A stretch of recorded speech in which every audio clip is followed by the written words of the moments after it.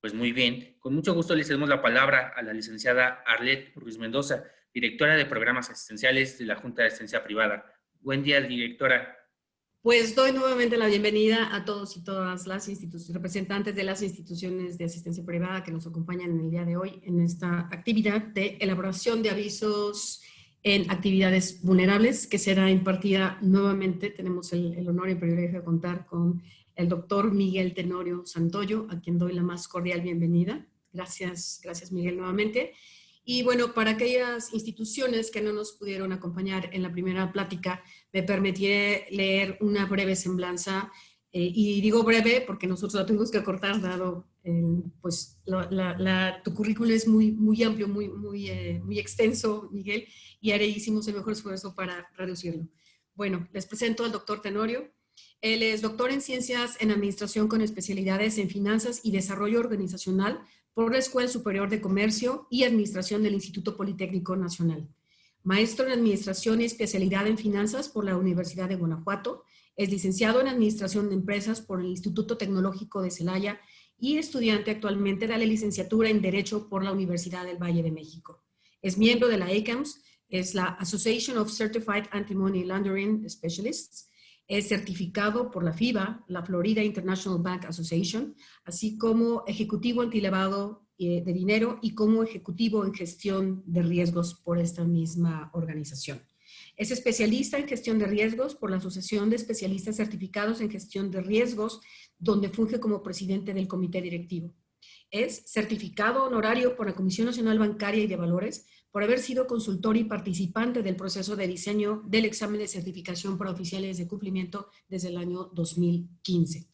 Es consultor y coautor de legislaciones y guías de tratamiento para la prevención del lavado de dinero, publicadas por la Comisión Nacional Bancaria y de Valores. En Panamá, es autor de las guías de enfoque basado en riesgo para todos los sujetos supervisados bancarios y no bancarios.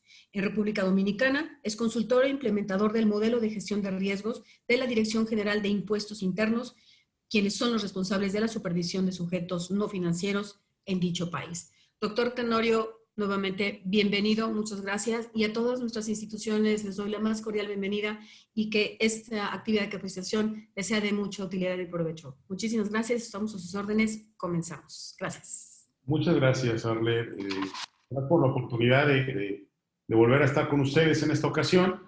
Y bueno, agradecerle a la Junta de Asistencia Privada del Gobierno de la Ciudad de México la oportunidad de dialogar con ustedes acerca del tema de avisos que tenemos que dar como actividades vulnerables, el tema de donaciones a la autoridad y el tratamiento que debemos darle. Este ejercicio lo vamos a dividir en dos partes. La primera parte va a ser entender el concepto de lo que es identificable y reportable y aquello, el ejercicio del aviso per se. Entonces vamos a hacer un pequeño recuento en ese sentido. Cualquier duda que tengan lo podemos hacer en el momento en que ustedes así lo decidan. Pueden comunicarlo en el chat y también podemos platicarlo en caso que lo requieran. Levantan su manita y vamos haciéndolo. Si ven que yo estoy moviendo la cabeza de un lado a otro, es que tengo 3 monitores, entonces estoy viendo la participación de ustedes, estoy viendo por el otro lado parte de la presentación, mis anotaciones. Entonces vamos a iniciar, si les parece, hablando un poquito de la agenda de lo que vamos a ver el día de hoy. Y el material también va a estar disponible para ustedes independientemente de la grabación. Y vamos a ver las obligaciones de identificación. Es muy importante entender las obligaciones de identificación. Cuáles son los avisos que tenemos que generar, el nivel de riesgo y cómo el nivel de riesgo se asocia con el tema de cumplimiento y las operaciones y otros aspectos relevantes. En este sentido, entender algunos esquemas importantes de lavado de dinero.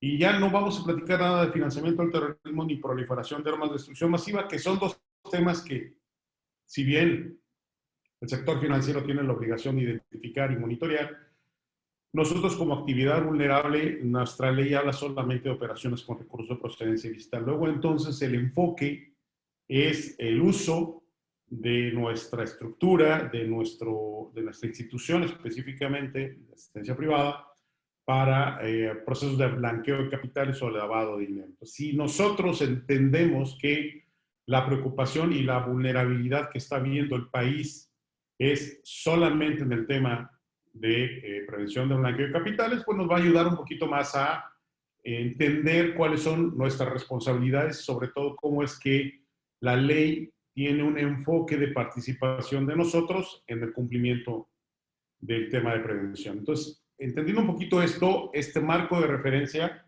recordar que hay 3 etapas de lavado de dinero.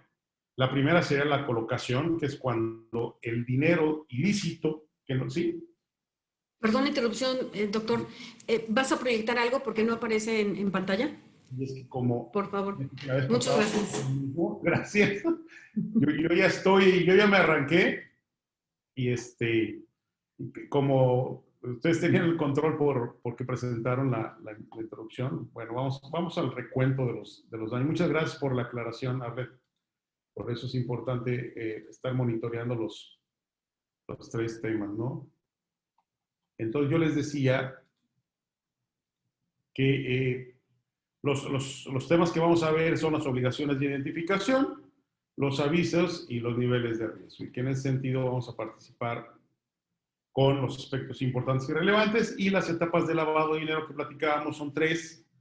Básicamente el tema de la colocación, la estructuración y la integración. La primera, que es la colocación, nosotros vamos a visualizarla desde el punto de vista de cómo entra el recurso de procedencia ilícita, cómo ese dinero que pudiera provenir de una actividad ilegal, y cuando me refiero a ilegal, no es informal, porque podemos recibir donaciones de gente que se dedica a una actividad informal, pero cuando es ilegal, cuando es claramente ilegal, es cuando nosotros deberíamos estar identificando este tipo de operaciones. Entonces, la ley que nos obliga a nosotros, la Ley Federal para la Prevención e Identificación de Operaciones con Recursos de Procedencia Ilícita, a la cual de ahora en adelante me referiré a ella como la ley. Esta ley nos dice puntualmente que nosotros debemos de identificar cierto tipo de operaciones y segundo, que tenemos que dar aviso. Pues la primer razonamiento lógico de lo que necesitamos manejar es entender que no todos los que reciben donaciones son actividad vulnerable. Es más, no todas las operaciones que hago yo como institución de asistencia privada o el mecanismo que tenga diseñado son actividad vulnerable. Si yo empiezo a visualizar que es una obligación de ley para ciertas operaciones de determinado monto hacia arriba, todo lo que esté por debajo de ese umbral para nosotros no es una actividad vulnerable. Luego entonces, la primera condición es que de acuerdo a la ley, el riesgo de blanqueo de capitales está asociado a un tipo de operación independientemente de quién la haga. Y voy a retomar un poquito el comentario que hacíamos al final la vez pasada, que hablábamos de las donaciones en especie, que yo les decía que desde mi punto de vista la donación en especie no era sujeta de aviso a la autoridad. Más adelante les voy a dar una explicación más profunda de mi razonamiento lógico del por qué no seríamos. Sin embargo, les comentaba que lo que ustedes deberían hacer sería una consulta directa al SAT, al área de supervisión específica de actividades vulnerables, la Dirección de Actividades Vulnerables, para que les dé su criterio puntual. Y en ese sentido, no es solamente quienes reciben donaciones como instituciones de asistencia privada, como modelo, las que están obligadas al tema. También quien recibe donación de un bien mediante un notario es una actividad vulnerable. Es decir, lo que te hace actividad vulnerable es el recibir la donación, no la figura societaria. Entonces, si esto nosotros lo razonamos como lo venimos platicando, puede ser que haya sociedades, inclusive asociaciones o sociedades anónimas, más allá del tratamiento fiscal, porque esto no es tratamiento fiscal, más allá del cumplimiento en esa materia, que al momento de recibir donativos de alguna especie, inclusive del mismo grupo económico, sean actividad vulnerable. Entonces, rompiendo el paradigma de que solamente las instituciones de asistencia privada o solamente las instituciones que reciban donativos para temas fiscales son sujetos obligados, aquí tenemos que romper este criterio, ¿sí? Cualquier persona que reciba una donación que sea sujeta de identificación y eventualmente de aviso, se convierte en una actividad vulnerable.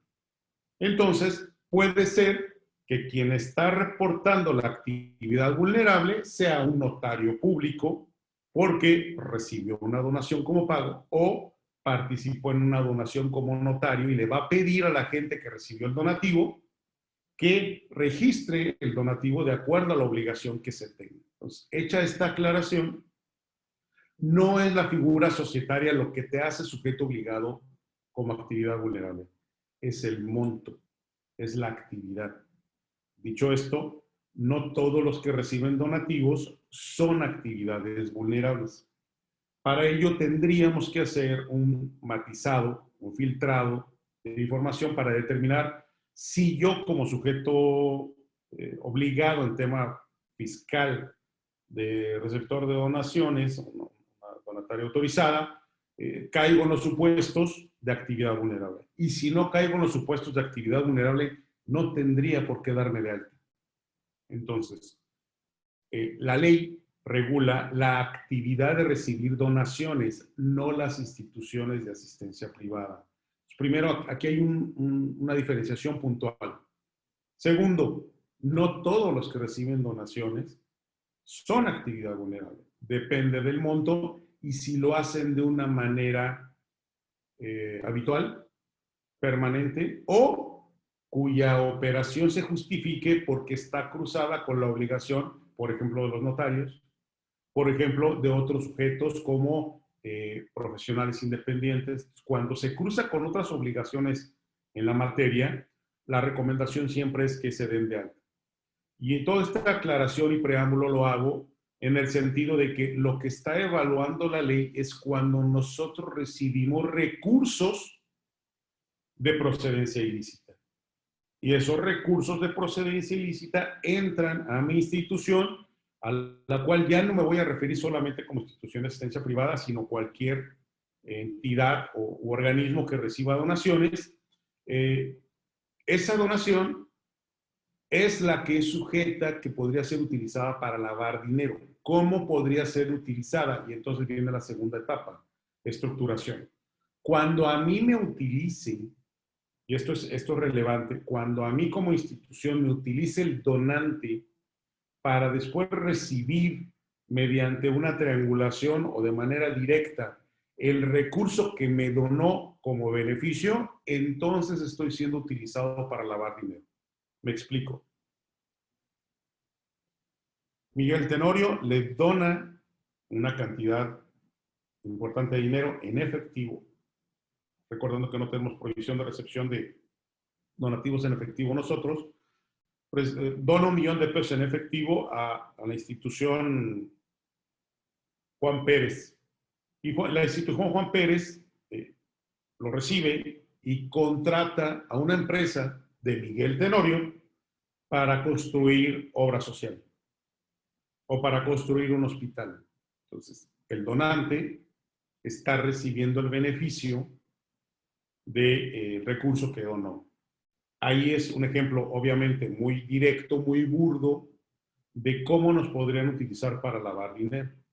Si yo estoy en ese esquema, es muy probable, entonces, que me puedan utilizar para lavar dinero. Si yo no hago eso, es decir, yo recibo donativos del gobierno y lo aplico en obra social y no tiene nada que ver nadie del gobierno, entonces mi riesgo de exposición a este tipo de delitos es mucho menor.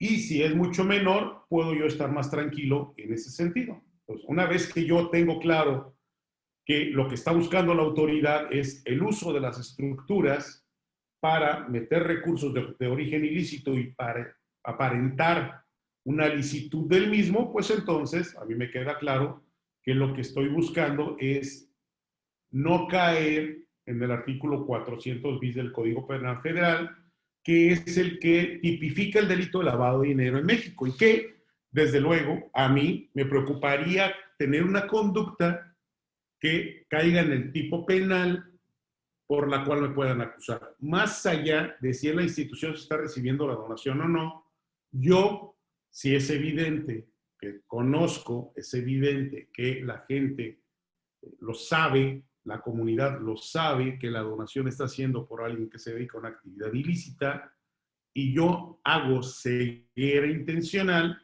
entonces yo podría estar cayendo en el 400 bis del Código Penal Federal. Y el 400 bis del Código Penal Federal establece que se impondrá de 5 a 15 años de prisión y de 1,000 a 5,000 días de multa al que por sí, por interpósita persona, realice cualquiera de las siguientes conductas: adquiere, enajene, administre, custodie, posea, cambie, convierta, deposite, retire, dé o reciba por cualquier motivo, invierta, traspase, transporte o transfiera dentro del territorio nacional o de este al extranjero o a la inversa, recursos, derechos o bienes de cualquier naturaleza cuando tenga conocimiento. Y cuando tenga conocimiento lo enfatizamos precisamente porque lo que nosotros tenemos que cuidar es que dentro de la documentación y de la información que nosotros manejemos no pueda haber evidencia de que teníamos conocimiento que el recurso provenía de una actividad ilícita. O sea, no. Es como si una empresa, un banco, pusiera y le diera un crédito a una persona y pusiera en la solicitud de crédito que se dedica a vender piratería. La piratería es un delito.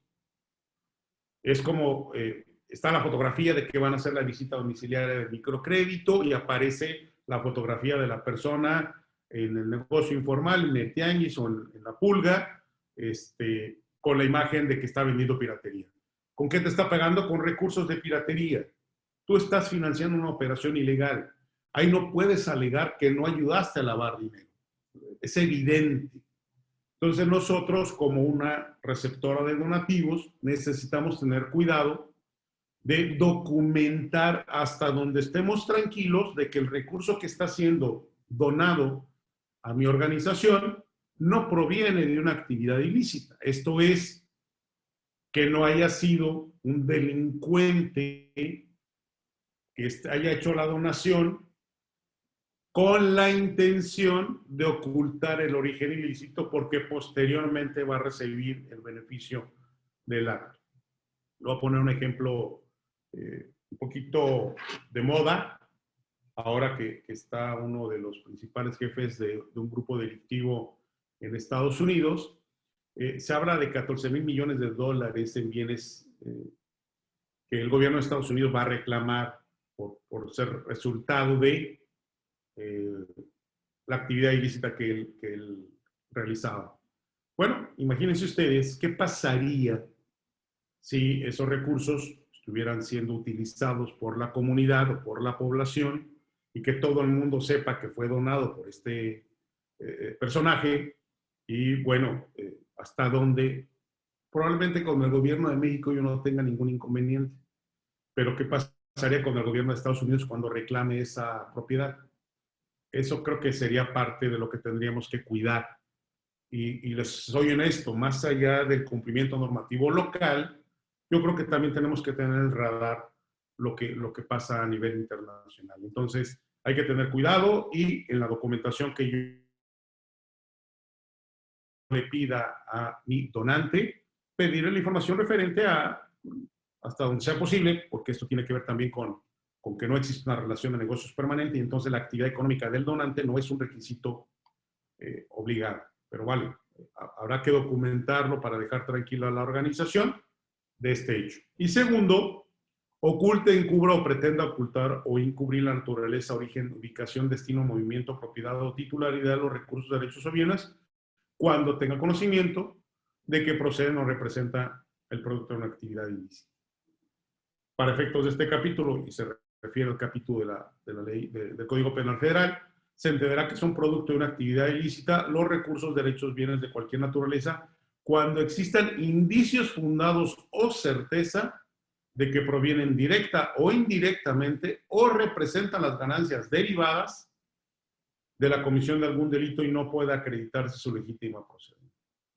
Que sería el marco de referencia de cuál sería la consecuencia de no hacer una debida diligencia adecuada de la persona que me está haciendo la donación.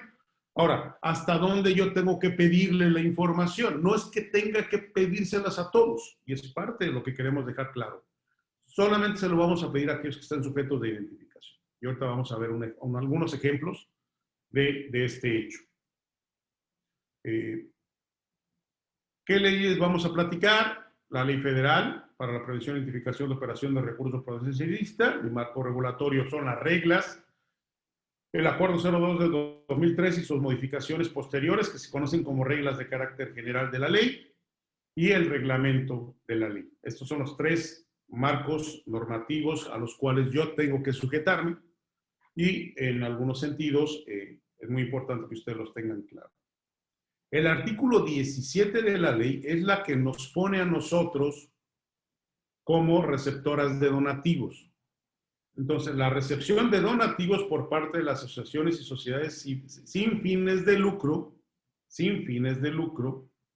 por un valor igual o superior al equivalente a 1.605 veces el valor de la UMAN, que en este caso son 174.254.85, y será sujeto de aviso a la autoridad el que rebase 3.210 veces el valor de la UMA, que son 348.509.70.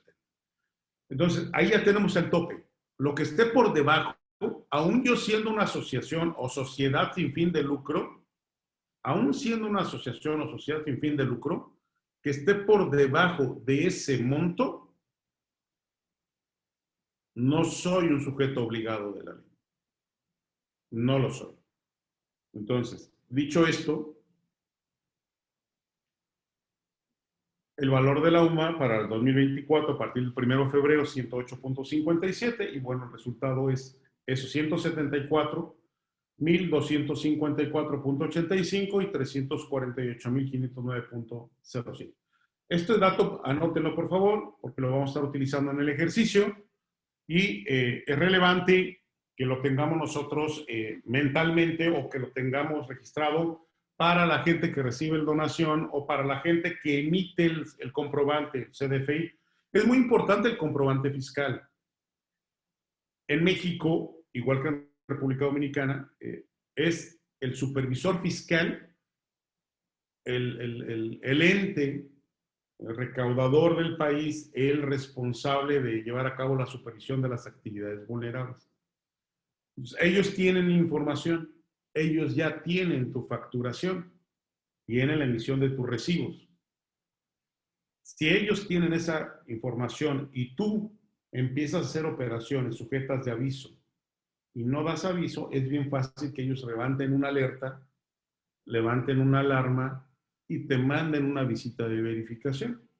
¿Por qué? Porque obviamente la información de la que ellos disponen no coincide con tu obligación de reporte, inclusive con tu obligación de ser dado de alta como actividad vulnerable, porque también hay muchas actividades, como es un tema voluntario, no es algo que la autoridad tenga ya definido por un perfil o un inventario de quiénes son las actividades vulnerables.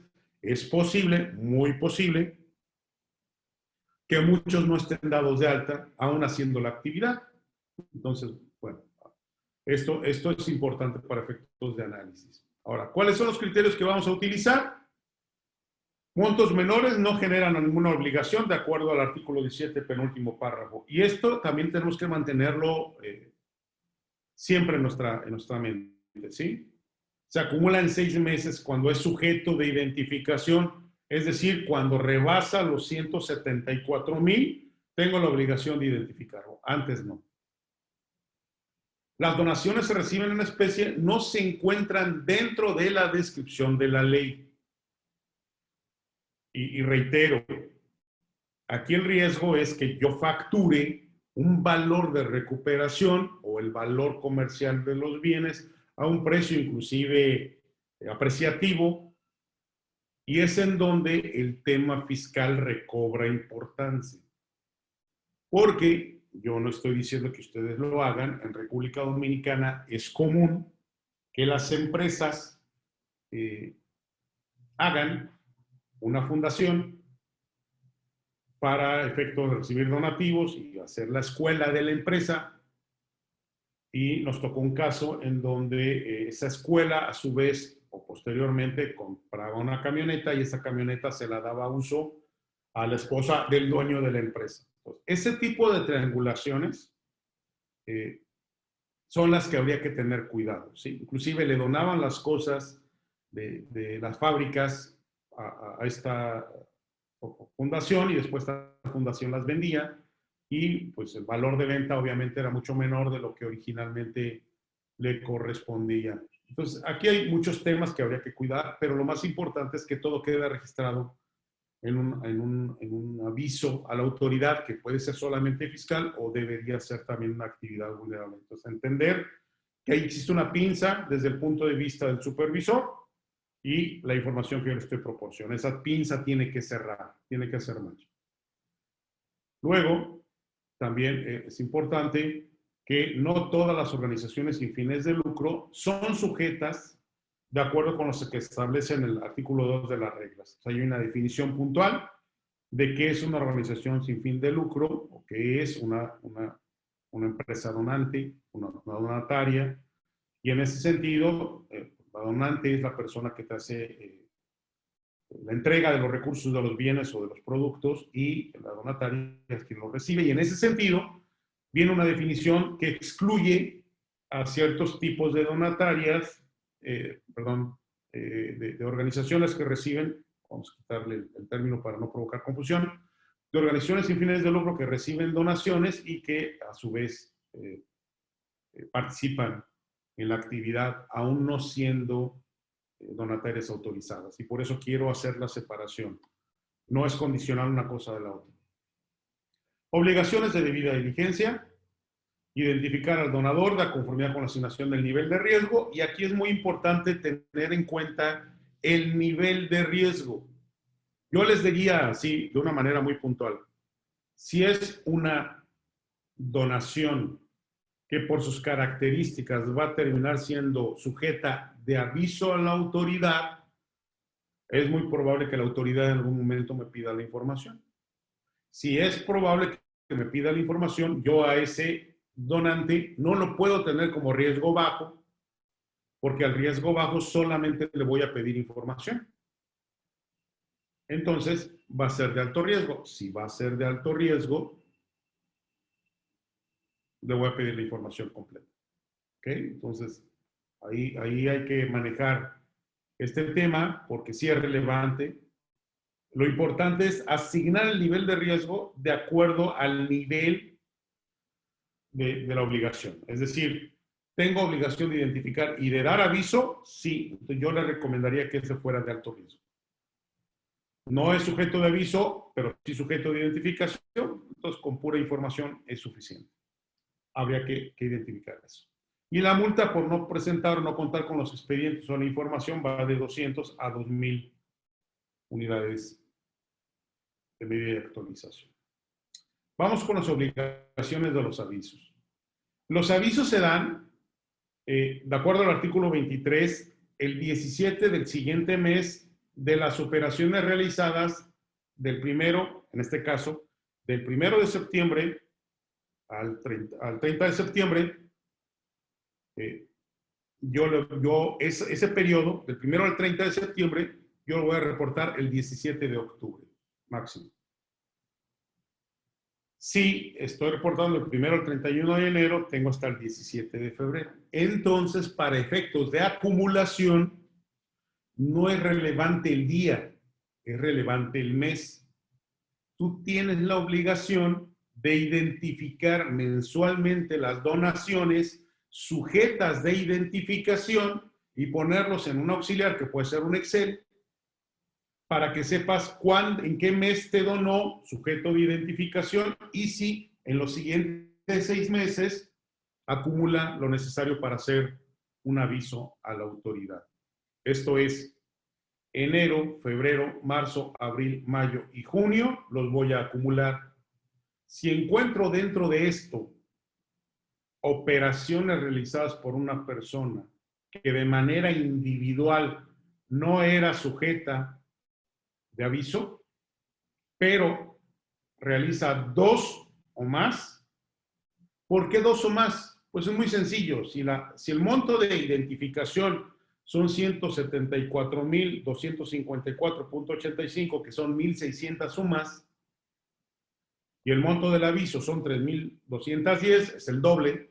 Luego entonces tuve que tener 2 sujetas de identificación para poderlas acumular y poder mandar el aviso. Si es por monto menor, no acumula. Necesariamente tiene que ser sujeta de identificación. Y lo voy a tener de los últimos 6 meses. Yo les decía, enero, febrero, marzo, abril, mayo y junio. Estoy en julio, quito enero y me quedo con febrero, marzo, abril, mayo, junio y julio para reportar en agosto. Voy corriendo los últimos 6 meses a efectos de identificar si hay esa acumulación. Y ahorita vamos a ver 2 criterios de acumulación que son perfectamente aceptables por la autoridad.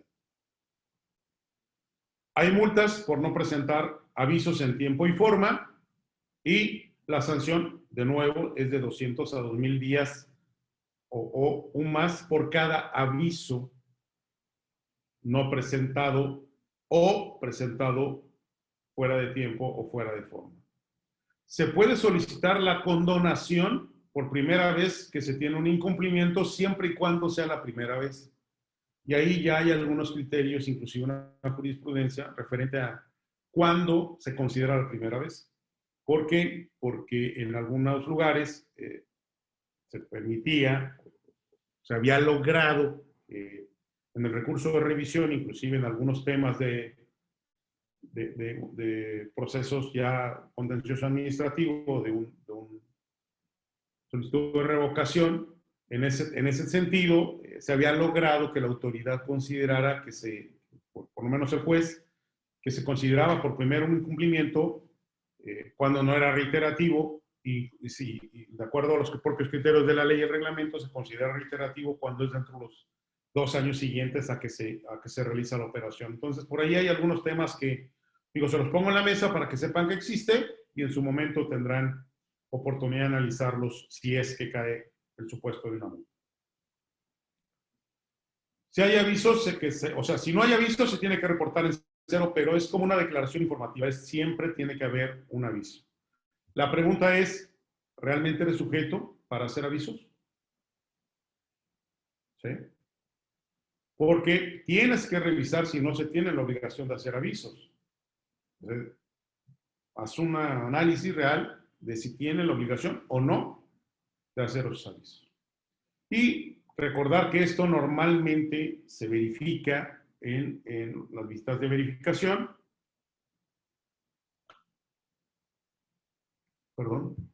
Que de acuerdo al artículo 34 de la ley, establece la facultad que tiene el propio SAT para verificar el cumplimiento en ese sentido. Entonces, ese sería el tema de la visita de verificación. Ahora, vamos con algunos ejemplos de identificación para poder ver los ejemplos de acumulación. Primer caso es una persona donante que está llevando a cabo las siguientes operaciones. Pregunto, el 4 de enero del 2024 donó 150,000, el 8 de enero donó 100,000, el 15 de enero donó 120,000, el total en enero son 370,000. Pregunto, ¿yo debía haberla identificado? ¿Qué opinan? ¿Tienen el chat?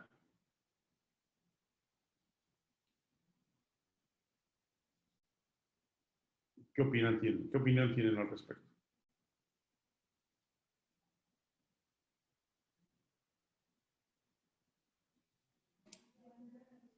¿Alguien me quiere ayudar? En el chat, doctor, nos colocan que está obligado a reportar. Está obligado a reportar. Otro dice que no, porque no rebasó los 174,254. Ok. La respuesta es que va a depender de cómo lo facturaste.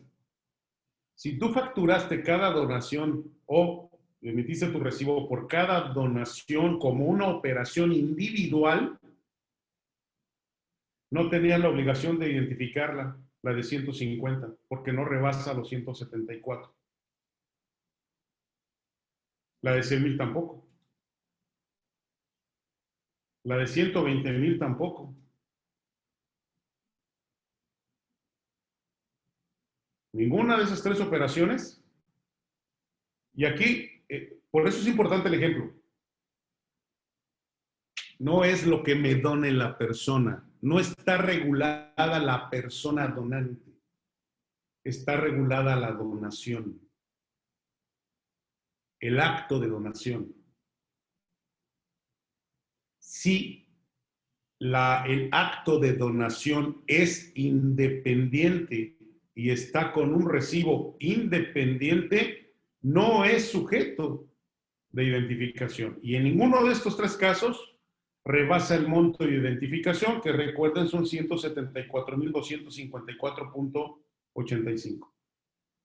Luego entonces, aunque recibí una donación de 370,000, no debí identificarlo para efectos de prevención de lavado, no así para tema fiscal. Para efectos de prevención de blanqueo de capitales, yo no tengo ninguna obligación en esas tres donaciones, si es que las facturé individuales. Si yo las facturé en una sola comprobante, es otro tema. Desde luego que tuvo que haberlo identificado y tuvo que haber dado aviso. Desde luego. Entonces, primera condición, tiene que ver el monto definitivamente. Y en la propia ley, en el último párrafo del artículo 17, establece que cualquier operación, y entonces la pregunta es, ¿qué es una operación? ¿Una operación o esto es una operación o es un conjunto de operaciones? Para mí, esto es un conjunto de operaciones. Y entonces, el artículo 17, en el penúltimo párrafo, establece puntualmente que las operaciones por debajo del monto de identificación no generan obligación alguna. No generan obligación alguna. ¿Qué es la clave? ¿Cómo lo factures? Y no te estoy diciendo que factures separado o que lo factures en una sola, ¿eh? Yo lo que te estoy diciendo es cuál es el criterio. Ustedes administrativamente, por esquema, por convenio, por acuerdo con el donante, lo harán en un solo recibo o lo harán en recibos independientes. Ese es otro tema. Pero para efectos exclusivamente de la ley, para la previsión y identificación de operaciones con recursos de procedencia ilícita, es una operación. Dicho esto, vamos al caso 2. Tenemos estas tres operaciones, igual en el mismo enero, 25, 28 y 30. 250, 150 y 120. Total 520. ¿Por qué operación o conjunto de operaciones? Yo debería, primero, si debería de identificar y segundo, si debería de reportar. ¿Qué dicen? ¿Qué opinan?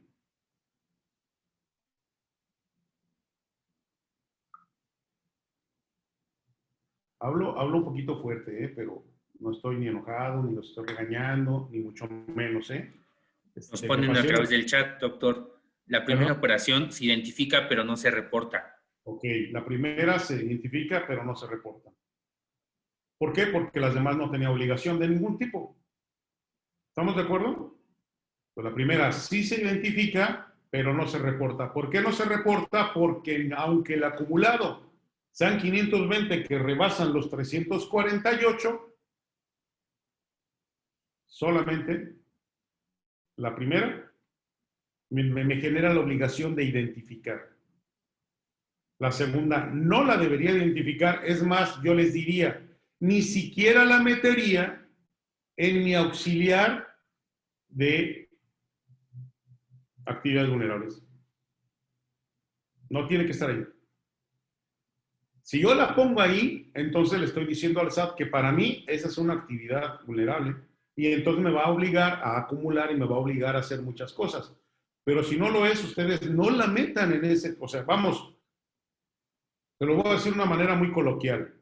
La autoridad cuando hace una visita te pide que le des tus operaciones vulnerables. Si tú le entregas facturas de más, él entiende que tú se la estás proporcionando y que para ti es una actividad vulnerable, que tú la identificaste como vulnerable y puede ser que te pida que la hayas acumulado. Pero no es un monto sujeto de identificación. No tuviste por qué haberla identificado. Aunque sea la misma persona, aunque tengas otros donativos del mismo donante. El tema es otro. ¿Ok? Y obviamente el último, pues, en el mismo sentido, tampoco sería sujeto. Ejercicio 3. Donante. 12 de enero, 28 de febrero, 30 de marzo y 28 de abril. ¿Cuáles de esas son sujetas de identificación? Por favor.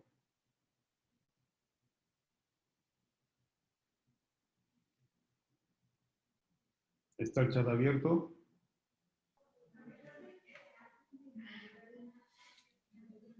Nos Ok. indican la primera y la tercera operación se identifican, pero también se reportan. La 1, la 2 y la 4 también. Ok, la 1, la 2 y la 4 se identifican. En este momento estamos haciendo el ejercicio de identificación. Vamos a, entonces, la 1, estoy de acuerdo, porque rebasa el monto de los 174. La 2 no rebasa el monto, no juega, aunque sea el mismo donante. La 3 sí rebasa el monto, juega, y la 4 evidentemente rebasa el monto y juega. ¿Ok? Entonces, hasta ahí vamos bien. ¿Vale? Bien. Ejercicio 4, misma pregunta. Estos mismos ejercicios los vamos a utilizar para acumulación, ¿eh? Por eso es importante que los tengamos identificados. Bien, Lourdes. ¿Quién me ayuda?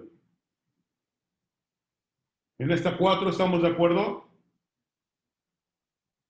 Enero. ¿Sí? Julio.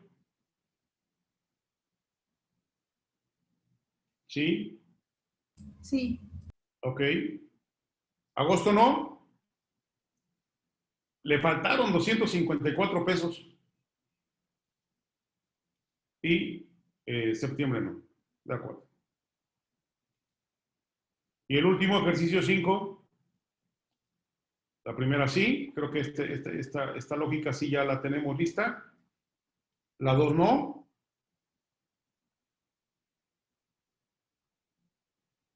La 3 sí. Y la 4 sí. Ok. Bien. Hasta aquí el ejercicio de identificación. Vamos ahora al ejercicio de acumulación. Recordemos, se acumulan solamente las que son sujetas de identificación. Si no son sujetas de identificación, yo no las voy a acumular. Son 6 meses calendario, sin importar el día. Es que la donación la hizo el 28 de enero y la última la hizo el 1 de agosto y está dentro de los 6 meses, o el 1 de julio y está dentro de los 6 meses. No, no, no, es mes completo. Yo voy a acumular mes completo. ¿Ok?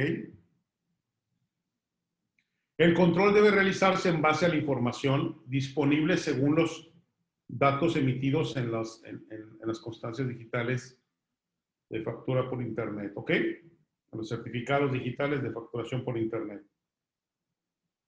¿Por qué en base a eso? ¿Por qué la información que tiene la autoridad?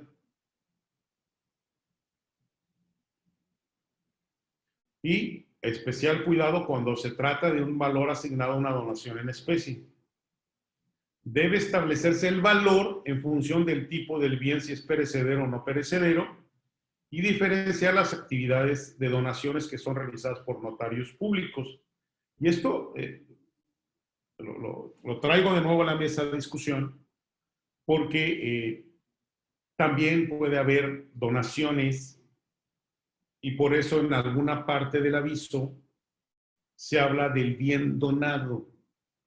Entonces hay que entender que este tipo de aviso no es exclusivo de donaciones. Es decir, no es exclusivo de donaciones en especie como las que pudieran ser un banco de alimentos o ropa o temas sanitarios, salud pública.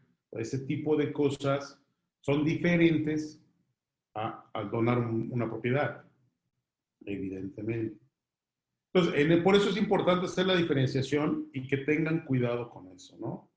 Yo insisto, la vez pasada también se los comenté, la recomendación sigue siendo la misma, pídanle un criterio para su caso puntual a la autoridad, para que en caso de que lo hagan, tengan el respaldo de por qué lo hacen, y si no lo hacen, por qué no lo hacen.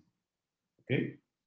Puede ser, por ahí, digo, siempre las respuestas que yo he visto de la autoridad se lava las manos y te repite lo que dice la ley, pero al menos tú, al no haber una interpretación formal de la autoridad, siendo la obligada a emitirla, con ese documento te puedes amparar si aplicaste un criterio u otro en base a lo que la propia autoridad te dice. Por eso es importante que lo veamos así. ¿Ok? Ahora vamos al ejercicio de acumulación.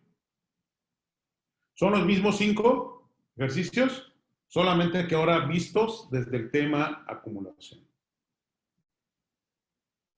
Primero, 4, 8 y 15 de enero. ¿Acumulan?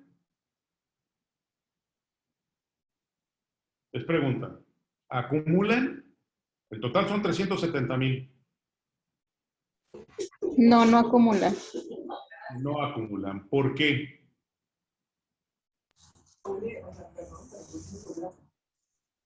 Porque se determinó que, o sea, no se identifica, no es como sujeto de identificación, no cumple los sumas y al no cumplirlo no puede acumular.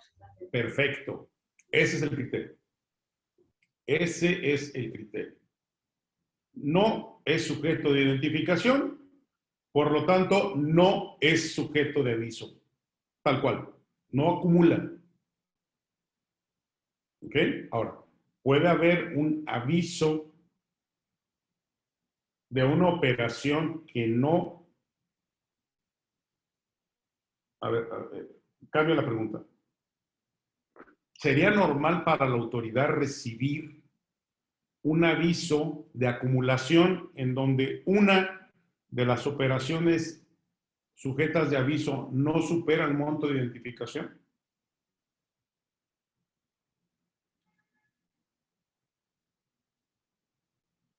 Repito la pregunta.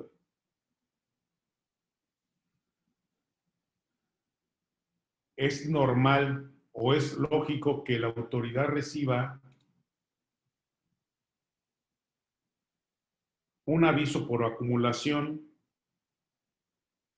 incluyendo operaciones que no son sujetas de identificación?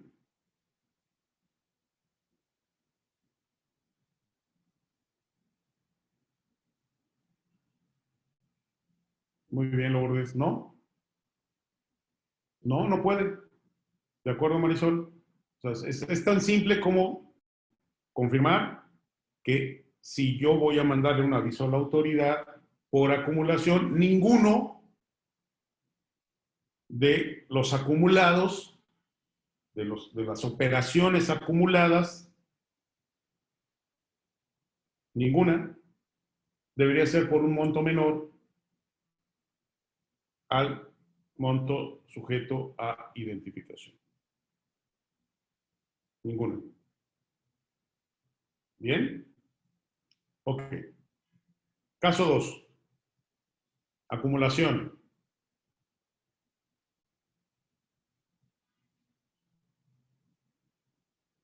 ¿Cuál sí acumula y sí es sujeta de aviso o no?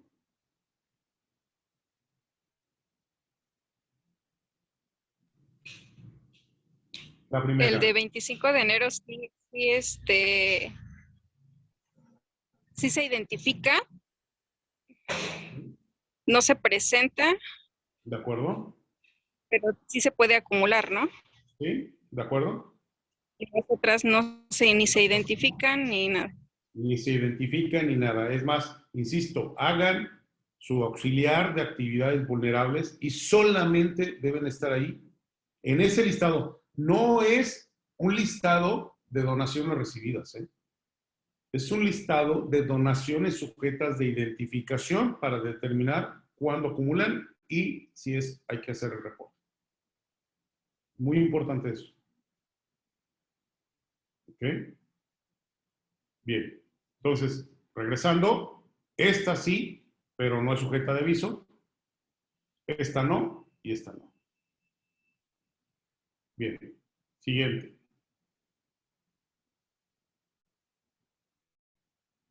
¿Cuáles sí acumulan y en qué momento debo hacer el aviso?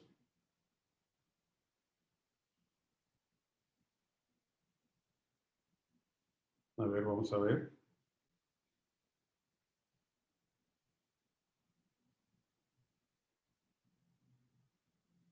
¿Cuáles sí acumulan? O sea, es decir, ¿cuáles sí son sujetas de identificación? Y si son sujetas de aviso por acumulación, ¿cuándo debía haber hecho el aviso de la operación? O de las operaciones, si es que son acumuladas.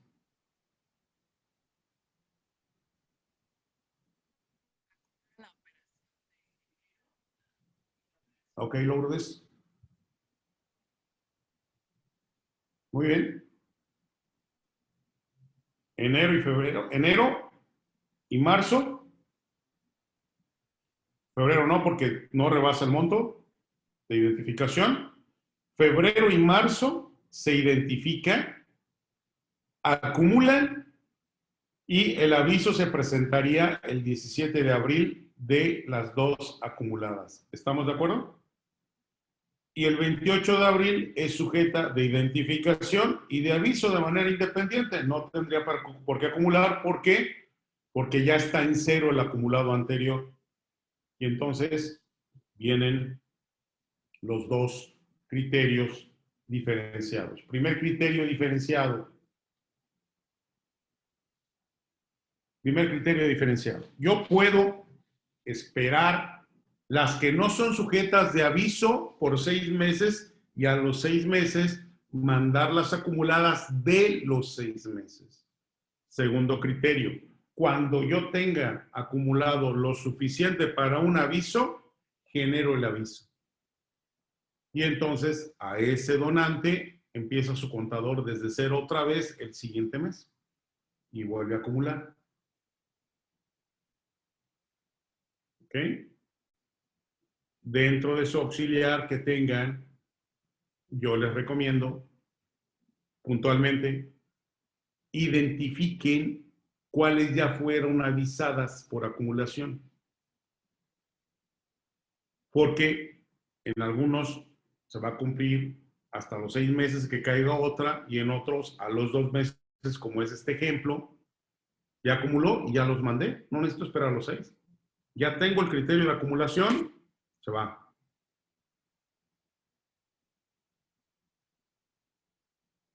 ¿Estamos de acuerdo? ¿Hasta aquí alguna pregunta o duda?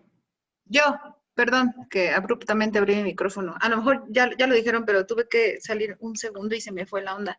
Esto de los 6 meses me confunde un poco. A ver, entiendo perfecto que en marzo se dé el aviso porque ya rebasa el umbral de aviso, ¿no? Entonces, en abril igual, ya no hay tema. Pero a partir, digamos, lo que caiga en mayo, junio, julio, o sea, digamos que si son nada más de aviso y en 6 meses se junta, no sé cómo decirlo. A ver. Solo de identificación, mira, vamos a poner un ejemplo. Ajá. En este ejemplo que tienes en pantalla, Sí. en abril cae otro de identificación, pero no de aviso. Como Ajá. tú ya contaste el de marzo, abril empieza a contar los 6 meses.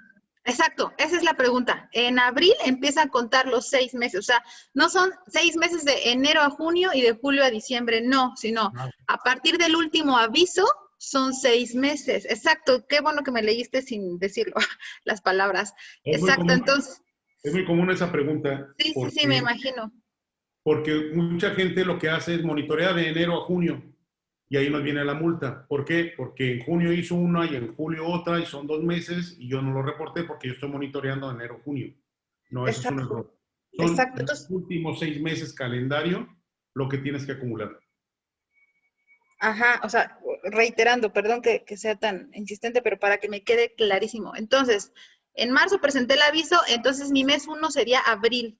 Sí. Abril, mayo, junio, julio, agosto, ahí son los 6 meses, ¿no?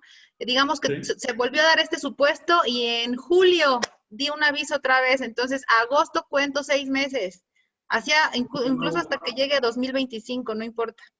No tiene nada que ver, nada más que, vuelvo a lo mismo, vas en tu Excel, en tu auxiliar, vas marcando cuáles ya diste aviso para que cuando hagas el recuento por donante hacia atrás, veas, este ya lo hice, este ya lo hice, estos se acumulan, aquí se acumuló otro, hay que mandar el aviso. Exacto, y no replique. Va. Ay, muchas gracias. Gracias. ¿Sí? Gracias. Ok. Siguiente, ejercicio 4, acumulación. En este caso, ¿qué pasa? Perdón, yo tengo otra pregunta. Es que aquí no me aparece lo de levantar la manita, pero por ejemplo, ahorita lo que ella mencionó, o sea, dijo que en marzo presentó el aviso y empiezan a correr los 6 meses a partir de abril. ¿No se supone que si en marzo presenté el aviso, estoy presentando el de febrero? No, debió haberlo presentado. O sea, presentó el de marzo, debió haberlo presentado el 17 de abril. Porque la operación fue en marzo. Ajá, pero entonces, o sea, si dice ella, en marzo presenté mi aviso y a partir de abril empiezan a correr los siguientes 6 meses. El aviso sí, porque reportó marzo en abril. Entonces, en abril empieza para ese donante la acumulación de los últimos 6 meses. Porque la acumulación es por donante. Ok. ¿Sí? Listo. Gracias. Bien. Ejercicio 4.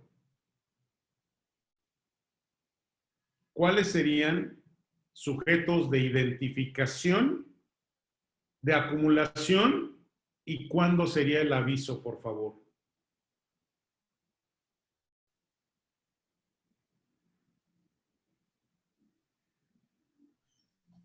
A ver si no me equivoco, sin miedo. De identificación, el 15 de enero, en julio y agosto, son de identificación. ¿Agosto?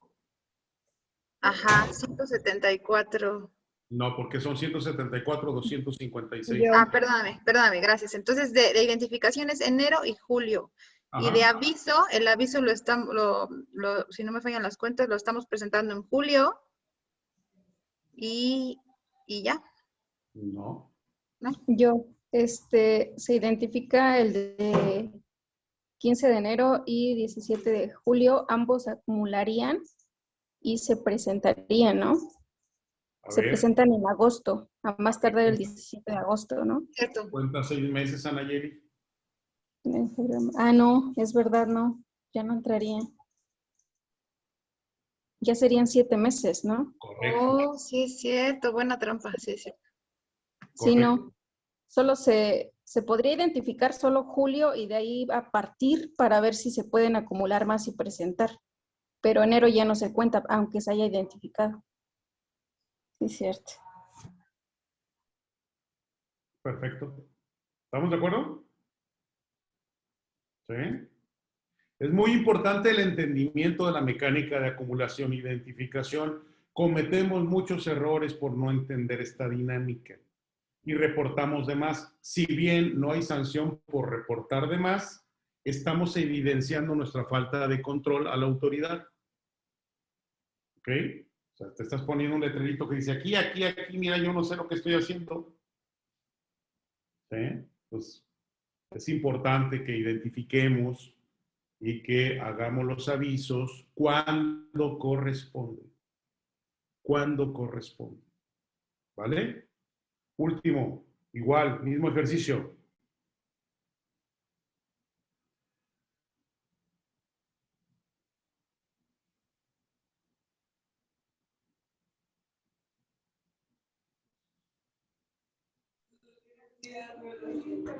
En este nada más sería, ya no contamos enero y julio porque creo que no tendría caso, solo identificar enero, pero en agosto y septiembre ambos los identificamos y sí se acumulan para presentar. Ok, ¿cuándo lo tendré que presentar? Son 5. Y sería a más tardar el 17 de octubre. Perfecto, muy bien. ¿Sí estamos de acuerdo?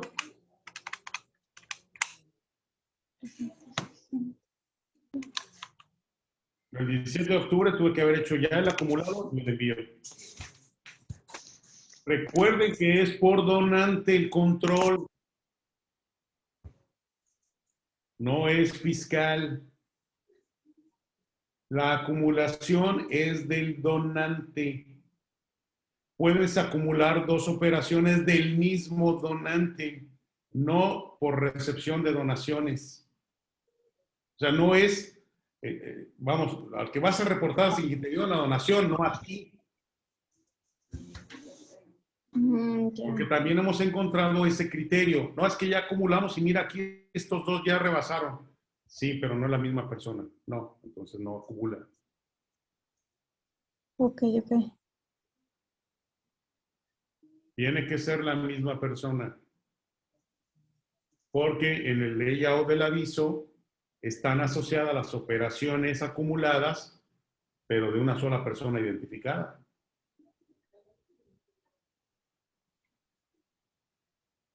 ¿Bien? Ok.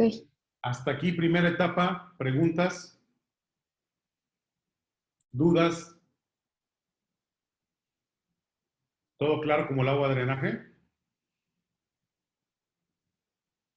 ¿Más claro que el café negro que me estoy tomando? Ya claro, gracias. Muy bien. Claro, gracias. Vamos a seguir entonces. Ahora vamos con el tema de los formatos de aviso de las donatarias ante el SAT.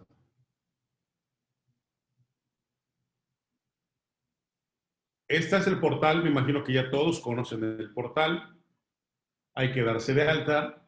Se da de alta con su certificado y sus temas fiscales, su password y su llave del certificado digital.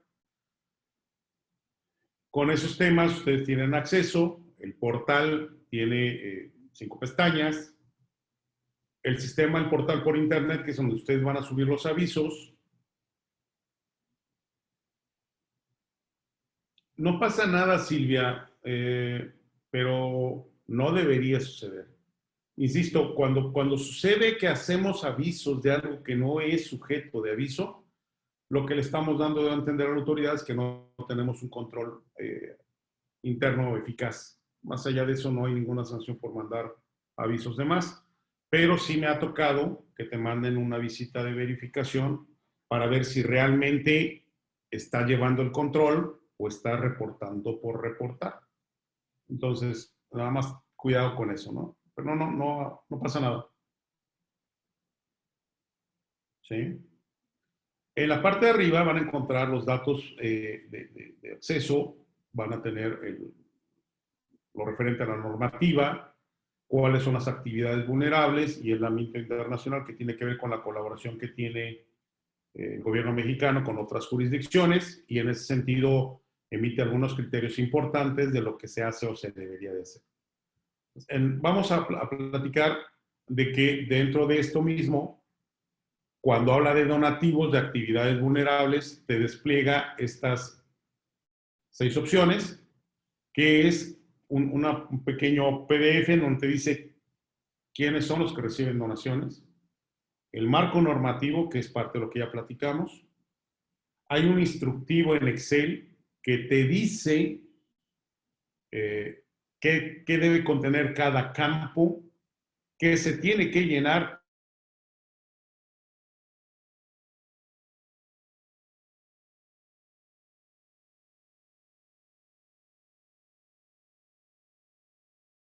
para donativos. ¿Ok? Bien.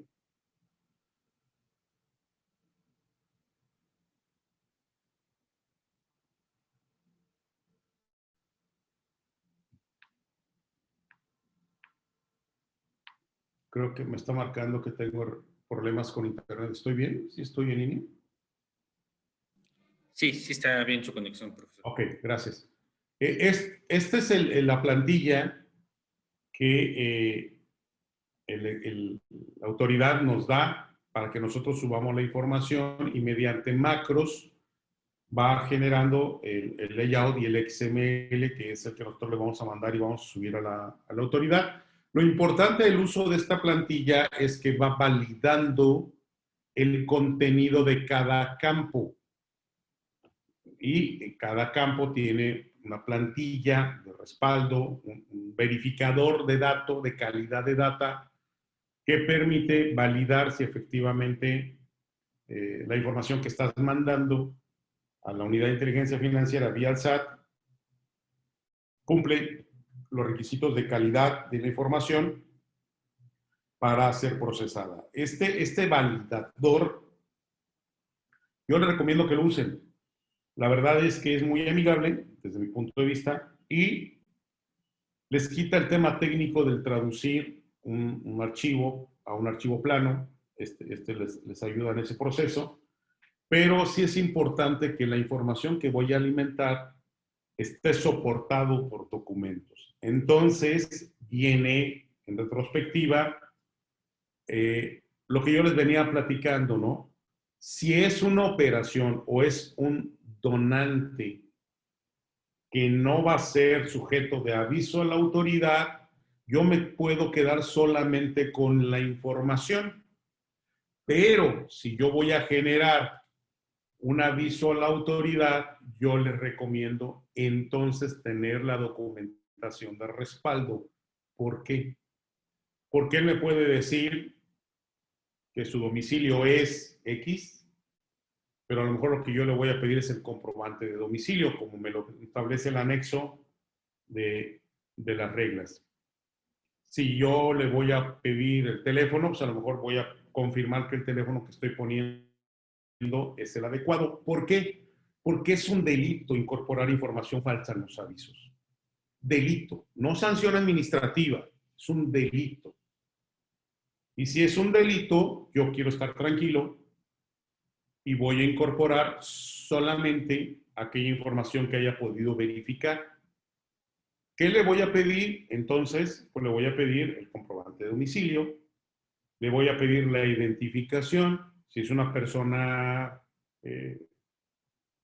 jurídica, una persona moral, le voy a pedir su acta constitutiva, el poder de quien está haciendo la operación con nosotros, la identificación de la persona que está representando a la persona jurídica, a la persona moral, y voy a tener toda la información documental para soportar la incorporación de la información a el aviso. Insisto, es un delito incorporar información falsa en los avisos. En contraparte, si él miente y me proporciona información falsa, entonces el que está mintiendo es él. Pero yo, en una eventualidad de una investigación, yo tengo que demostrar a la autoridad que quien proporcionó información falsa fue él, no yo. Por eso es relevante la clasificación del nivel de riesgo. Cuando es para efectos de prevención de blanqueo de capitales, de lavado de dinero, cuando es alguien solamente sujeto de identificación, pues le voy a pedir solamente datos. La ley me lo permite, el artículo 17 del reglamento, y de las reglas, perdón. El 17 de las reglas me permite hacer una debida diligencia simplificada solamente con información del donante. Es una facultad de ley. Yo les decía, lo importante es cómo lo documentas en tu manual. En una visita de verificación de la autoridad, lo primero que te va a pedir es tu manual. Si en tu manual pones que le vas a pedir todo a todos, te estás obligando a pedirle todo a todos. Entonces, la defensa ante una eventualidad de sanción por parte de la autoridad por posible error de interpretación o problema al momento de llevar a cabo la debida diligencia, empieza con un diseño eficaz de tu manual. Si tu manual contempla la definición de que una operación para efectos de ley y de prevención de blanqueo de capitales es solamente aquella que supera el monto de identificación, entonces la autoridad ya no te va a pedir nada que esté fuera de ese monto, porque ya se lo dijiste, ya se lo estableciste. Si tú dices que vas a acumular por los últimos 6 meses y cometemos, como yo les decía, la mala praxis de acumular de enero a junio, bueno, estoy en junio y en julio se acumula y no hice el aviso, bueno, la sanción va a ser en ese sentido. Por eso es tan importante tenerlo documentado. El criterio que tú vayas a establecer para el cumplimiento de la norma siempre tiene que estar documentado. Y recordar que el manual tiene 3 objetivos. Primero, es un instrumento de capacitación. Para el personal, si por alguna eventualidad, cambio de responsable de cumplimiento, el manual me va a servir para capacitarlo. Segundo, es el puente del cómo la organización aplica lo establecido en la norma. Entonces, tiene que ser explícito. Y tercero, es la herramienta de defensa ante la autoridad. Por lo tanto, su diseño debe ser protegiendo los intereses de la organización. Si estos 3 temas se cubren, su manual va a funcionar y no van a tener ningún inconveniente porque es lo suficientemente claro para que el personal lo pueda aplicar independientemente de quién sea, pero también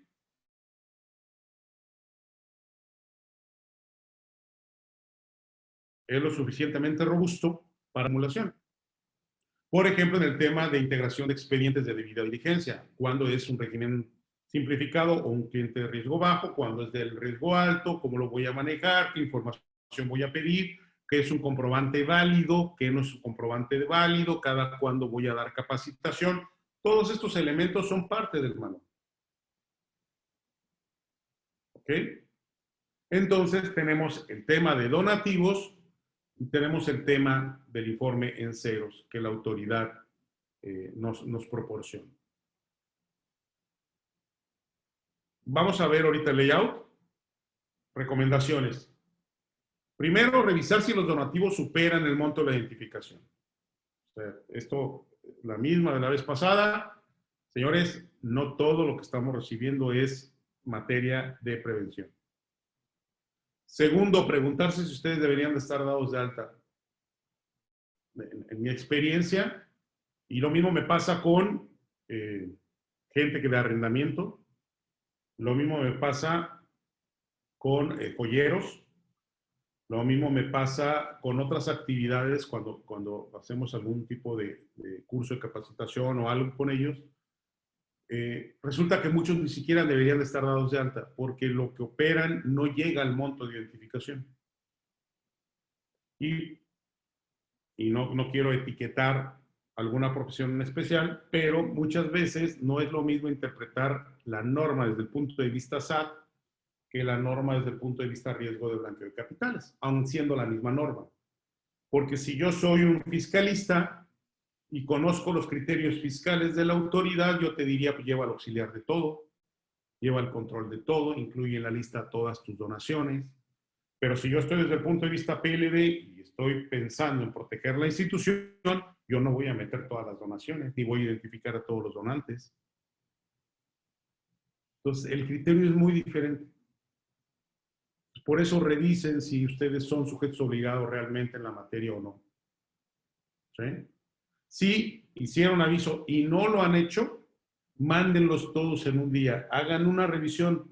Así como el ejercicio que acabamos de hacer, yo les diría, 2020, 21, 22, 23 y 24, revisen.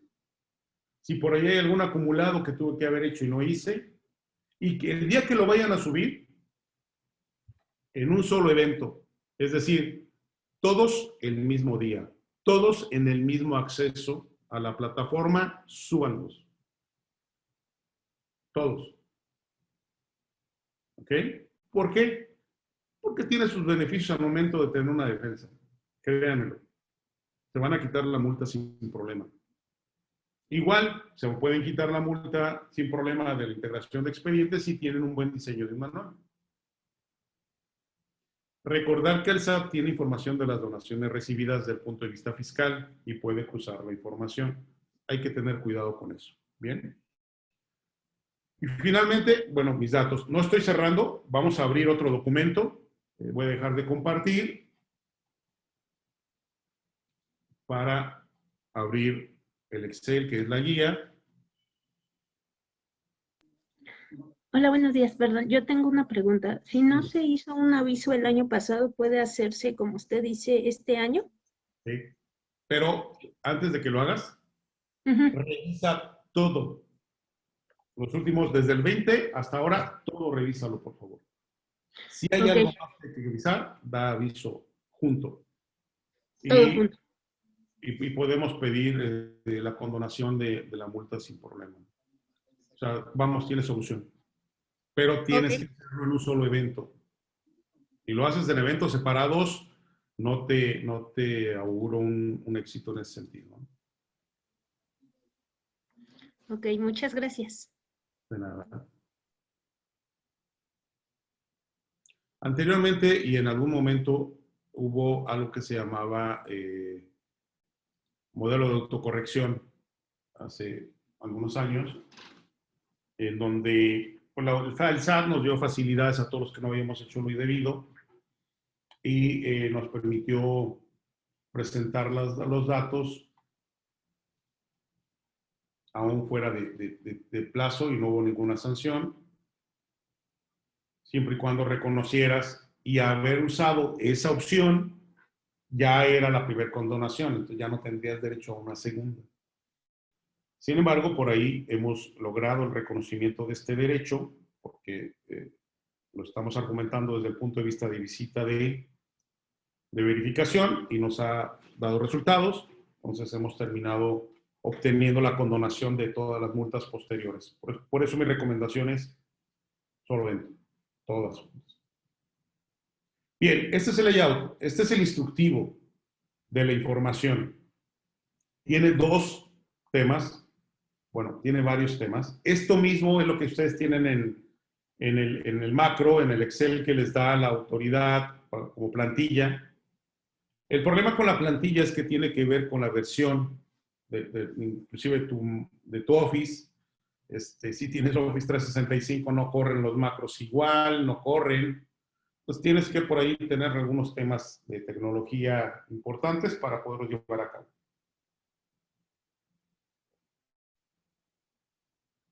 Bien, dicho esto, la información que nos va a pedir es, el campo puede ser obligatorio, sin embargo, en el campo obligatorio te va desplegando algunos criterios.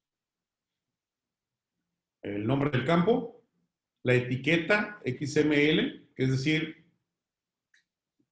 cómo lo va a llamar, si es obligatorio o no es obligatorio el campo,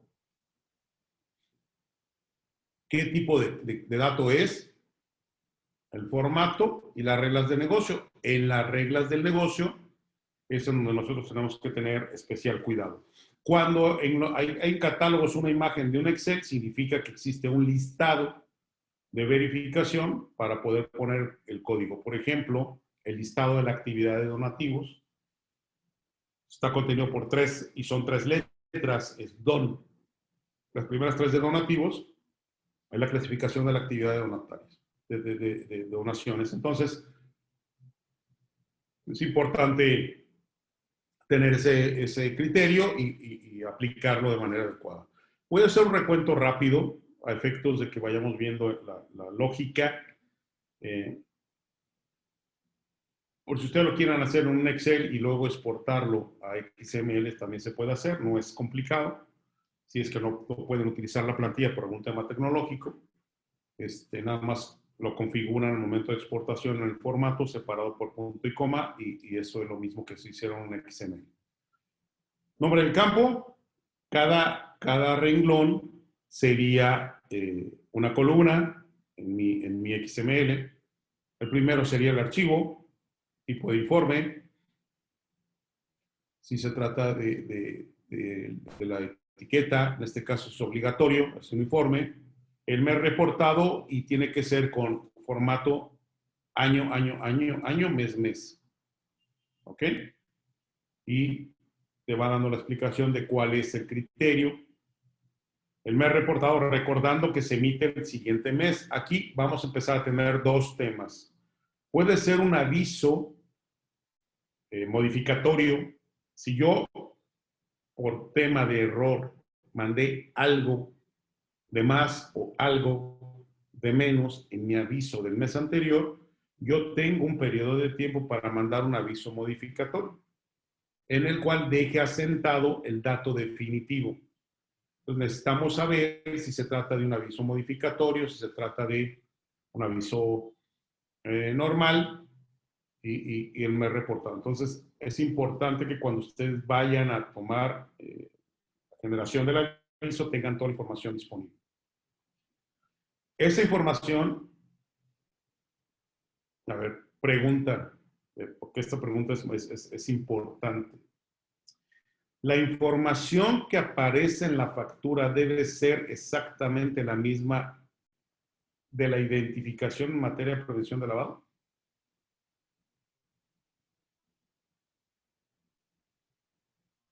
Es decir, la información fiscal que obra en la factura debe ser la misma para efectos de actividad vulnerable.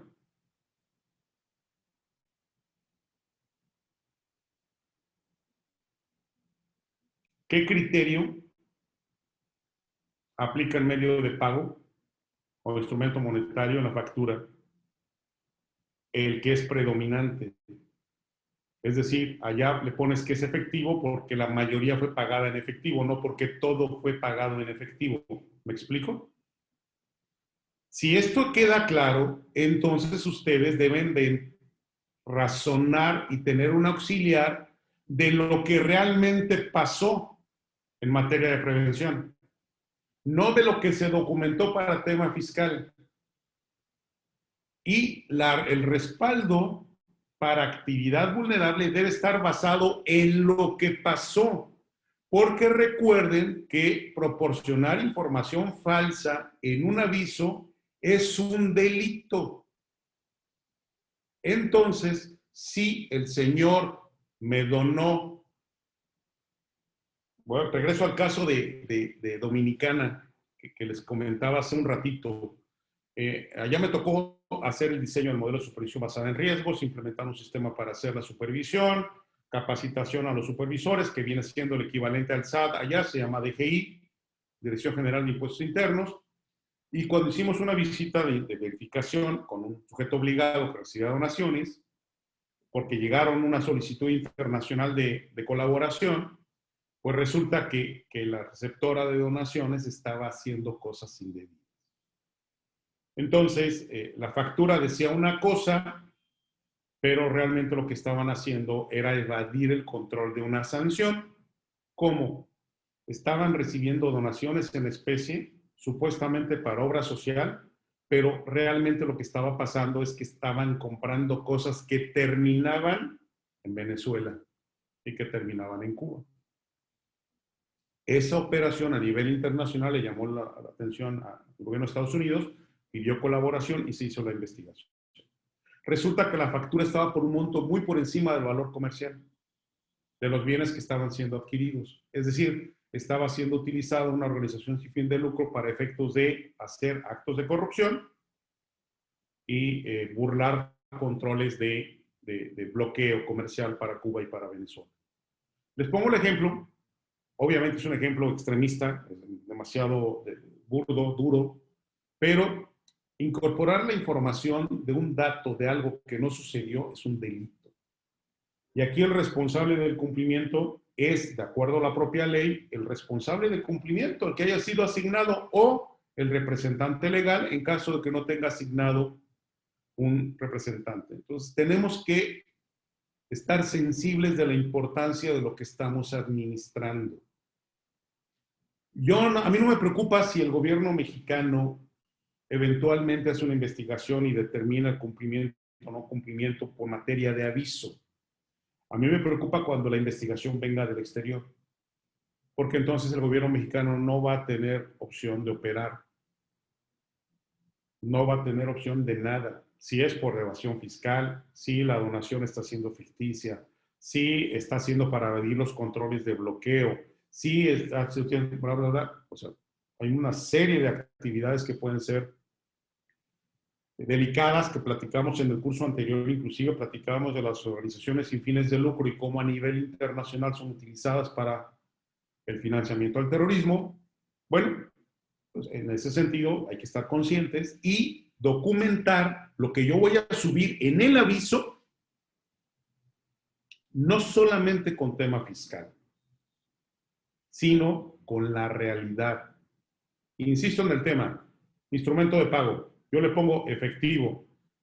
Arriba del 60% en efectivo, le tengo que poner efectivo porque es el predominante, pero hubo una parte con tarjeta y hubo otra parte con un cheque.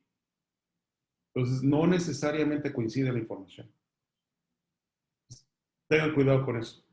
Porque al momento de generar el aviso, este aviso no te pide el número de factura, te pide la operación. Y entonces, si tú, y por eso es importante analizarlo, si tú en tu manual dices que una operación es el acumulado de donaciones en un mes, porque vas a facturar una sola factura en un mes, pues entonces te estás obligando a dar el tratamiento a ese conjunto de operaciones como si fuera uno. Pero así lo documentaste tú. Y a falta de documentación, el criterio de la autoridad es el que le convenga. Porque no lo documentaste tú. Y eso es una facultad que la propia ley te da a ti como sujeto obligado. Entonces, documenten, por favor, la información de acuerdo a la realidad. Clave de entidad colegiada. No tenemos una entidad colegiada. Ok. Si bien el campo dice obligatorio, en la regla de negocio, en la columna H, dice que es opcional cuando el sujeto obligado reporte mediante una entidad obligada, que en este caso sería una entidad colegiada. ¿Me explico? Entonces, al momento de incorporar la información, ¿qué va a pasar aquí? Pues que va a tener punto y coma, no va a haber dato. Eso significa que no hay dato, aún siendo un campo obligatorio. Entonces, hay que entender el contexto de lo que voy a incluir. Clave de quien realiza la actividad vulnerable. ¿Sí? Es un campo obligatorio. ¿Cuál es?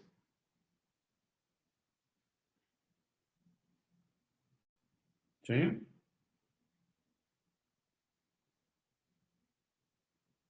La clave de la actividad vulnerable, ya quedamos que para nosotros es DON, D-O-N.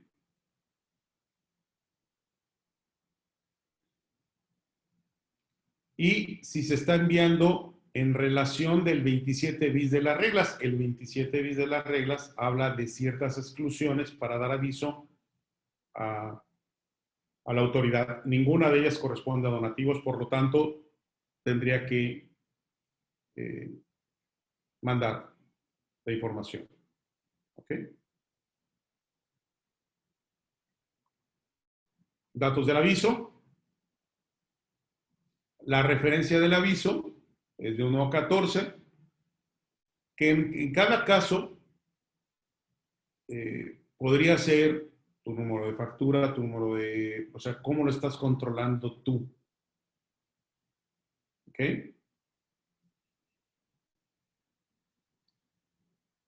Datos del aviso modificatorio. Si es un aviso modificatorio, que los comentaba, puede ser dos tipos. Un definitivo o el modificatorio, y aquí voy a poner los datos. El folio del que se modifica, que es el que utilicé anteriormente. La descripción de la modificación. y la prioridad del aviso, si es normal o es 24 horas, dependiendo si estoy mandando un aviso porque alguno de mis clientes está siendo requerido. Pongo un ejemplo. Vamos al caso de nuevo de la persona que platicamos, que está ahorita en Estados Unidos, líder de un grupo criminal en México. Esta persona que está ahora en Estados Unidos puede empezar a decir en dónde están sus propiedades. Si yo me doy cuenta que involuntariamente hice una operación con él y lo sé ahora, hoy debería generar un aviso 24 horas. ¿Por qué? Porque ya tengo evidencia o hay una sospecha fundada, de acuerdo a lo que dice el 400 bis del Código Penal, de que esa persona hizo una operación conmigo, entonces le estoy notificando a la autoridad, oye, aquí estoy y mira, encontré esto. ¿Vale? En el caso de ustedes como empresas que reciben donativos, no es común que tengamos 24 horas, pero en la eventualidad de que suceda, ahí lo tienen. Si es por alerta, ¿qué tipo de alerta fue? La alerta es un tipo de alerta de acuerdo a lo determinado por el propio catálogo, en este caso el donativo. La descripción de la alerta, datos de la identificación de la persona objeta del aviso, es decir, a quién le estoy yo reportando, y ahí viene primero los datos si se trata de una persona física o una persona moral. Si es una persona física, pues tiene ciertas características la información que voy a alimentar. Si es una persona moral, obviamente tiene otras características. En el caso de la persona física empieza con el nombre, apellido paterno, materno, y te da las reglas del negocio, cómo es que vas a tener, si no tiene un apellido materno, bueno, pues tienes que ponerle 4X. Eso significa que no tiene. La fecha de nacimiento. Y entonces aquí empieza de nuevo yo a confirmarles a ustedes lo que les venía platicando referente a la importancia de la documentación si vas a generar un aviso. ¿Qué fecha de nacimiento? Una cosa es lo que él te pudo haber declarado y otra cosa es la que trae en su registro o en su RFC o en... ¿Ok? Entonces es importante tener la evidencia y el documento de respaldo. El RFC, la CURP, ¿ok? La nacionalidad, que también es su catálogo. La actividad económica, si es que el campo es es decir, si es de alto riesgo y hay una relación continua de negocios. La actividad económica es obligatoria. Y si no, hay ciertas exclusiones en las reglas que me permiten no pedir este dato, pero hay que tener cuidado en el motivo, ¿sale? Y aquí lo que hay es un catálogo emitido por la autoridad de la actividad económica. Es un catálogo que tiene arriba de 1000 actividades. Y bueno, cultivo de alfalfa, cultivo de remolacha, cultivo de papa, cultivo de cacahuate, o sea, viene tan a detalle que es complicado su administración. Yo le recomendaría que vean cuáles son las principales de las cuales ustedes reciben donaciones o se basen en lo declarado por el propio cliente y busquen en este listado lo que diga su constancia de situación fiscal. Oye, pero no tiene constancia o es un documento que no me gusta pedir. ¿Está bien? Pues pídele una declaración o que te llene un formato él firmado, porque va a ser sujeto de aviso, tiene que haber firma. Y en ese sentido, tenga la seguridad que quien miente en todo caso es él y no tú. Datos de la persona cuando se trata de persona moral, les decía, los datos son diferentes. Obviamente la denominación razón social, la fecha de constitución, el registro federal de contribuyentes, la clave de país de nacionalidad de la persona moral, la actividad económica o giro mercantil u objeto social, y sí hay que sacarlo del catálogo de la bancaria, ¿ok? Digo, perdón, del SAT. El representante legal, en caso de que sea una persona moral, es obligatorio. Y entonces tuve que haberle pedido su nombre, su apellido paterno, su apellido materno, su fecha de nacimiento, el RFC, la CURP, ¿ok? Entonces, prácticamente lo mismo que pedí como persona física, lo voy a pedir en persona moral. Si se trataba de un fideicomiso, mismo tema, la denominación del fideicomiso, el registro federal de contribuyentes, el número de referencia de identificación del fideicomiso, quién es el apoderado legal o delegado fiduciario, los datos, nombre, apellido paterno, materno, la fecha de nacimiento, su RFC y su CURP. Y luego el siguiente campo es el domicilio de la persona objeto del aviso. Si es domicilio natural, te pide ciertos campos. Cuando no tenga dato o no aplique, solamente se deja el espacio en blanco y al momento de generar el XML, genera un punto y coma, punto y coma. Y eso significa que sí se reconoce el campo, pero que no tiene dato. ¿Ok? Datos del domicilio en el extranjero. Claro, del país donde se encuentra el domicilio. Y vienen los datos otra vez. Y en el XML, como es un código, van poniendo la etiqueta y el dato. ¿Sí? Entonces es una especie de programación. Y eso cae en una base de datos y lo acomoda. Por eso es importante poner la información correcta en el campo correcto y los validadores no me permiten tener un error en ese sentido. Datos del número telefónico, mismo caso, la clave del país. Aquí tenemos un problemita. Hay códigos de país que es, por ejemplo, Panamá es 507 y solamente te permite 2 caracteres. Y el número telefónico y te permite mínima de 10 y máxima de 12. Si el teléfono no es del país, en Panamá no cumple el requisito. Y entonces, ahí empezamos a tener problema. ¿Ok? ¿Por qué? Porque pues, no me deja pasar el aviso y muchas veces no me dan por entregado o por enterado el aviso porque tuve un error de que el teléfono es de Panamá y en Panamá son 9 dígitos en total, aún siendo celular. Y si es un teléfono fijo, son 8. Pero ni siquiera son 9. Pues no cumplen los requisitos de filtrado. Hay que tener cuidado con eso. ¿Ok? Correo electrónico. Normalmente el correo electrónico están esperando ver un @patitofeo.com. Si no tiene .com, muchas veces nos lo regresa por ese error, pero el problema es que al momento de que no se acepta, no nos dice el motivo. ¿Sí? Y ahora cada vez menos porque ya están aprendiendo mucho el tema, acaban de cambiar de plataforma y muchos de estos errores ya no se presentan, pero bueno, considérenlo.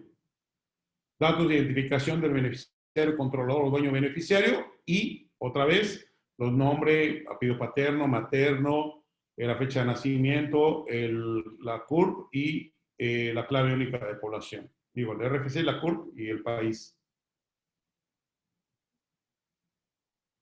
Estos datos de aviso, si es una persona física no hay problema porque pues, eso no es el mismo.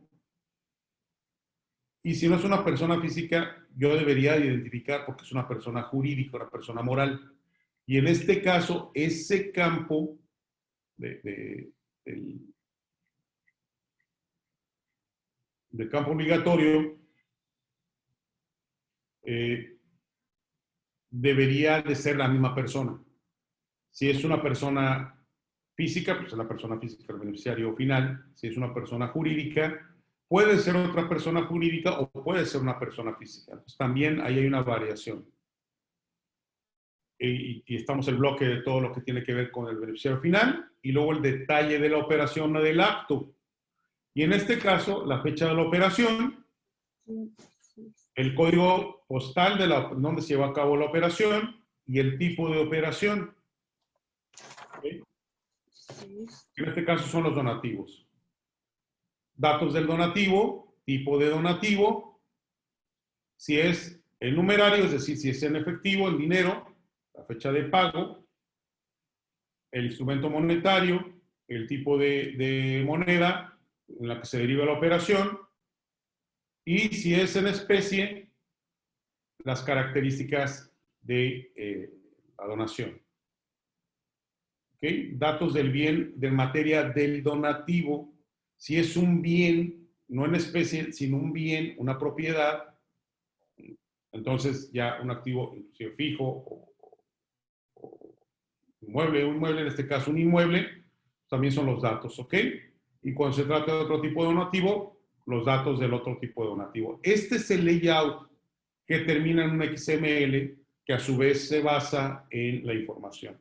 No deberíamos de tener problemas para llenarlo, sin embargo, bueno, hay suficiente soporte que desde mi punto de vista por parte de la autoridad para su llenado y ustedes pues, seguramente ya tienen bastante tiempo llevando a cabo este tipo de operaciones, por lo tanto no debería de haber un inconveniente para que le hagan el llenado de la información.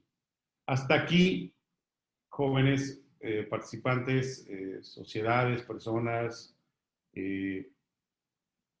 espero en verdad que si tienen alguna duda, pues con todo gusto los alcancemos a solventar. El tiempo casi me come, pero espero en verdad que esto les ayude, les sirva a tener una referencia puntual desde mi perspectiva de lo que es relevante al momento de la generación del aviso y cómo integrarlo.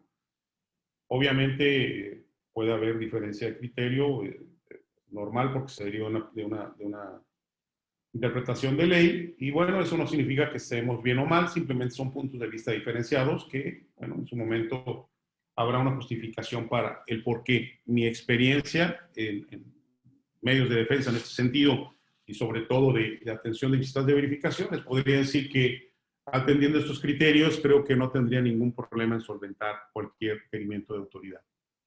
No sé si tengan alguna pregunta, alguna duda, algún comentario.